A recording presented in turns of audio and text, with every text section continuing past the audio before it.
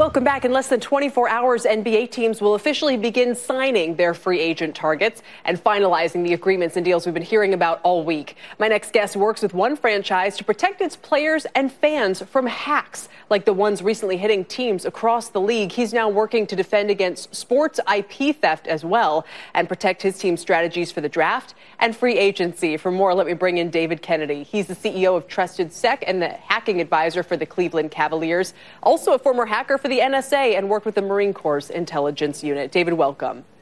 Thanks for having me. Appreciate it. So can you tell us where Kawhi's going? That'd be a great betting odd, though, if I could do that and kind of hijack that a little bit from a hacking perspective. But right. I think he's sticking with the Raptors. Oh, you do? We'll see. Hopefully soon. Listen, tell us about some of the high-profile problems that have plagued the NBA. If you look at the NBA as a whole, I mean, this is a multi-billion-dollar organization. And if you look at each of the teams, these are individual businesses that operate hospitality. Everything from when you go and you buy popcorn to their online stores, trade information, draft information, how they're going to structure their teams. There's a lot of information that these basketball teams have uniquely to themselves, as well as the entire NBA as a whole. And so most recently, we've seen a lot of attacks happen. The Atlanta Hawks, for example, most recently experienced a data breach where hackers were able to hack the online store and steal a bunch of credit card data.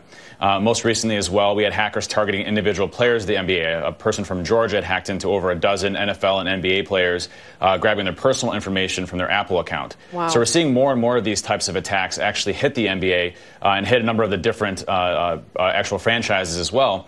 And so now these teams hire hackers like myself to come in to figure out where weaknesses are so they can fix it. Yeah, honestly, I did not realize what was going on here. Like with the Indiana Pacers, they had driver's license data taken. The Milwaukee Bucks had W-2s stolen. I mean, there's just some pretty serious events. We've seen a spate lately of towns and cities being held ransom with demands for Bitcoin and that kind of thing.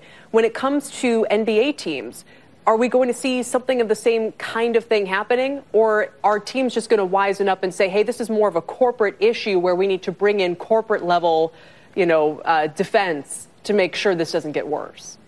Yeah, you've absolutely seen an increase around the states, even airports. Locally here in Cleveland, Hopkins International Airport had substantial outages when it came to ransomware. And so if you look at what the NBA has been attempting to do over the past few years, is they've seen an uptick of hacks, not just in their own individual areas, but just in different sports in general.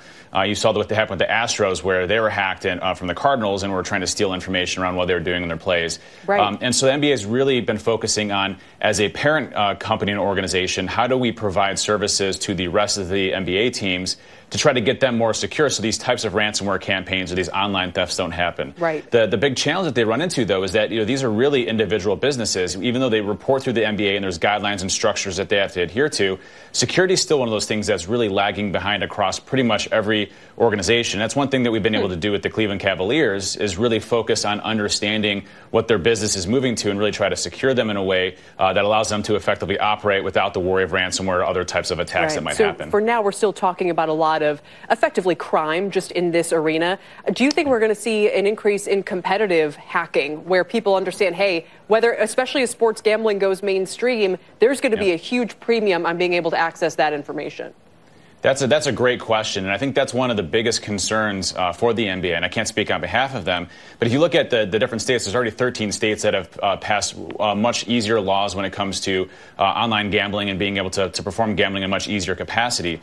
And so as this becomes more and more of a thing, especially sports gambling, being able to understand where certain people may be going, their percentages and odds, you can make a substantial amount of money just by taking the data or understanding what a team's going to be able to do.